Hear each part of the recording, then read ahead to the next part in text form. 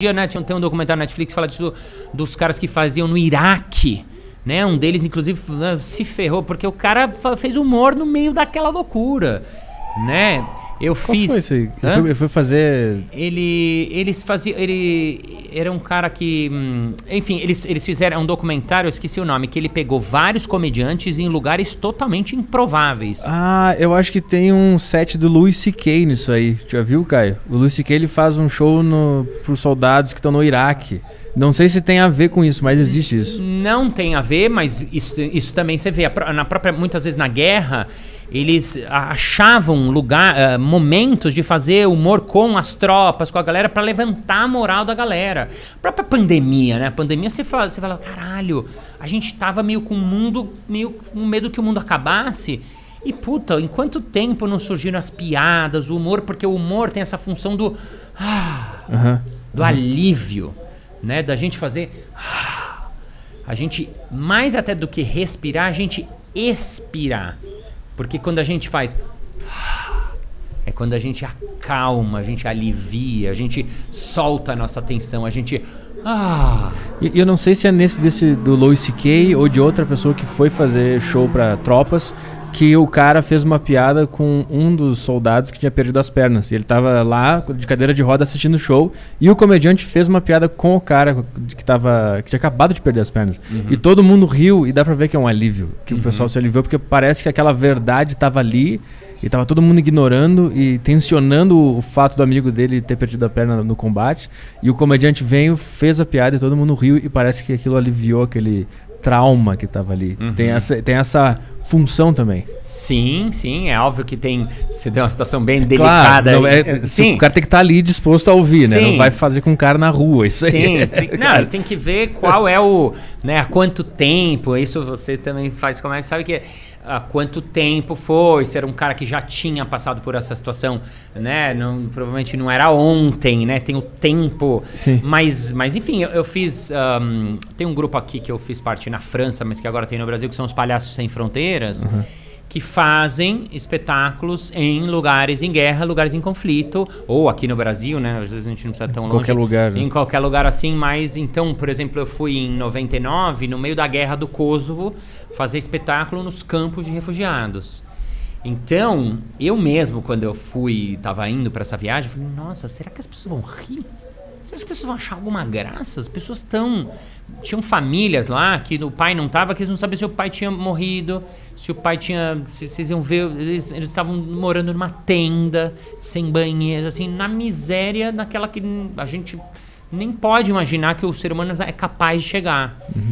E bom, quando a gente fez o espetáculo, foi um momento muito incrível. Por quê? Porque nesse instante a gente conseguiu tirar as pessoas um pouco daquela loucura toda e levar elas para um outro lugar, levar elas para um outro estado, para um instante, né, para aqui agora. É como se naquele 1h30 que durasse o nosso espetáculo, é como se a guerra tivesse parado.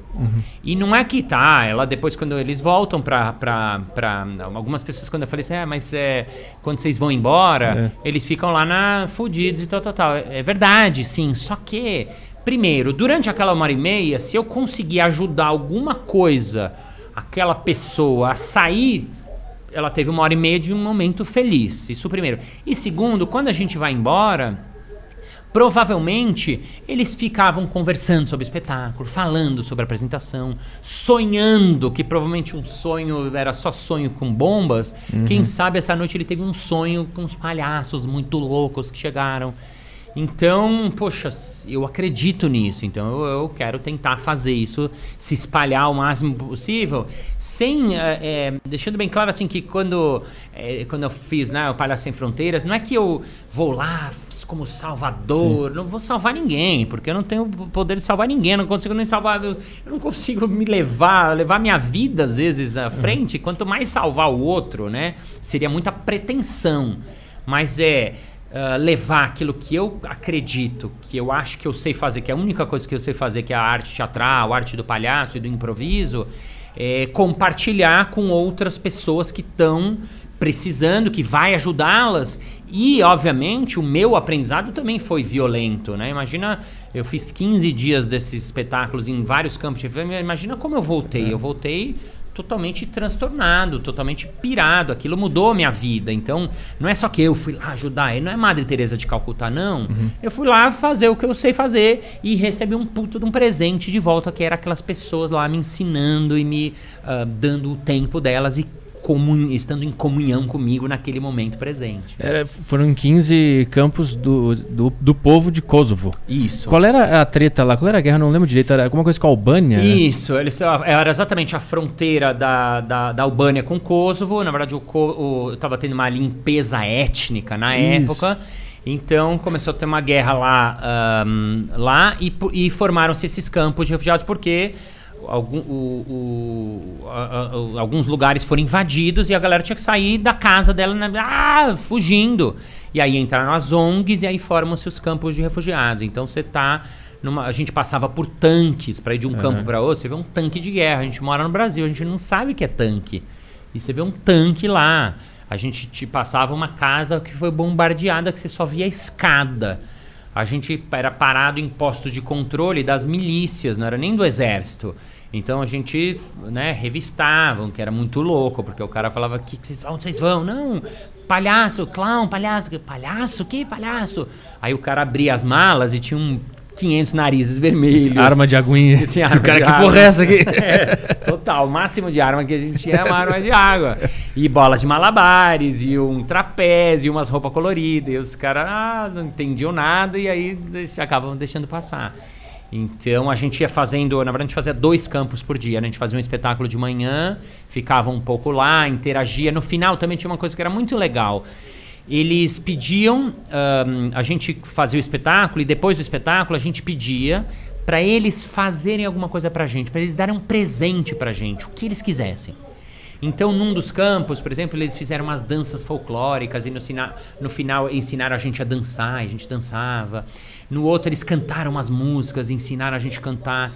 Então, pra gente, esse era um momento muito emocionante. Esse era um momento que eu chorava, assim, porque nessa hora, eles ficavam muito felizes, porque eles estavam cantando as músicas deles, eles estavam protagonistas daquele momento, eram eles que estavam lá e a gente assistindo lá.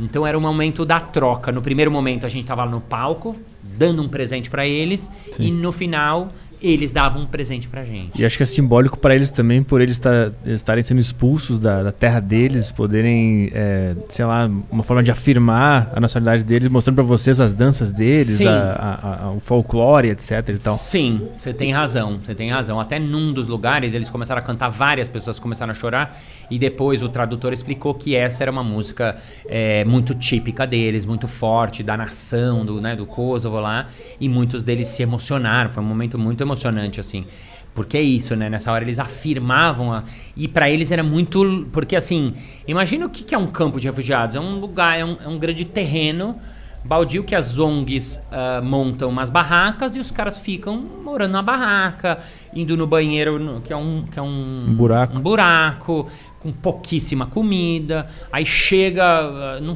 acontece nada, é um tédio lá, vários dias os caras esperando o destino deles. Aí um dia chega uns mantimentos, aí outro dia tem uns médicos.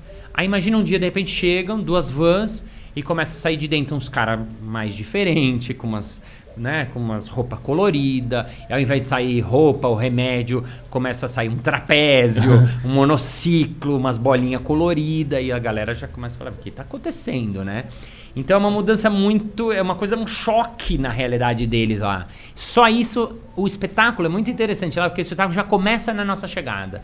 Quando você chega, e normalmente as crianças que são que estão lá, começam a chamar, começa a avisar, de repente tem uns 70 moleques lá olhando, tentando conversar, e eu fui aprendendo umas palavras em albanês, que era a língua que eles falavam. Então eu aprendi a falar como é seu nome e quantos anos você tem, que é a língua que você pergunta com uma criança de primeira, e os moleques ficavam mó felizes e tal, aí monta o cenário, que era simples, né? Era só uma cortina, porque se a gente precisasse evacuar de emergência, tocasse a sirene lá, a gente tinha que ir embora e deixar tudo pra trás. Então não dava pra fazer um cenário, né? Teatro Fei Caneca, né? A gente tinha que fazer uma cortina pra entrada e saída e o trapézio, era só isso.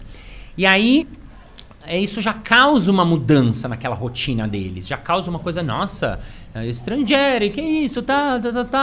Os caras me chamavam de Mr. Bean. Eu não sei porquê, eu amo Mr. Bean, mas eu não acho que eu não tenho nada a ver com ele. Ah, Mr. Bean. Aí virei o Mr. Bean lá. Mais de um lugar me chamavam de Mr. Bean, porque acho que era pouca referência que eles tinham dessa coisa da comédia, do palhaço. E aí, uma vez que tava tudo montado, aí, lembra no começo que a gente falou do aquecimento? Não é que a gente saía fazendo espetáculo, não. Aí cada um tinha uma hora pra se preparar. Aí eu ia pro meu cantinho, fazia minha respiração, tava nervoso pra cacete.